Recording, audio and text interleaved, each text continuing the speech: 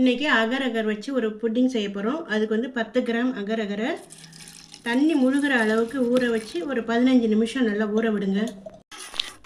இந்த அகர் அகரை அடுப்பில் ஒரு மிதமான தீயில் வச்சு ஒரு 5 நிமிஷம் கலக்கினோம்னா சீக்கிரம் கரைஞ்சிடும். இது நல்லா மிதமான தீயில் நல்லா கரைஞ்சி வந்துடுச்சு. இதை ஓரமாக எடுத்து வச்சுக்கோங்க. இப்போ பால் காய்ச்சணும். திக்கான பால் ஒரு 2 டம்ளர் விட்டு இதை காய்ச்சணும். பால் பொங்கும்போது கொஞ்சமாக குங்குமப்பூ சேர்த்துக்குங்க. இப்போ சுவைக்கு ஏற்ப நான் வந்து 150 கிராம் ஜீனி சேர்க்குறேன். இப்போ மிதமான தீயில் ஒரு 5 ஏலக்காயை தட்டி சேர்த்துக்குங்க. அதுக்குள்ளே 2 spoon custard powder,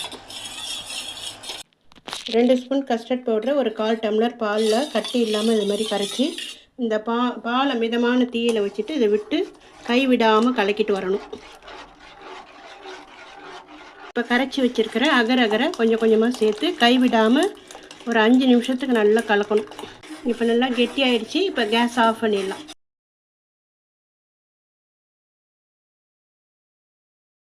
room temperature வந்தோடனே இதை ஃப்ரிட்ஜில் ஒரு அரை மணி நேரம் வச்சு இது மாதிரி கட் பண்ணி எடுத்து சாப்பிடணும். அவ்வளோதான், சுவையான அகர் அகர்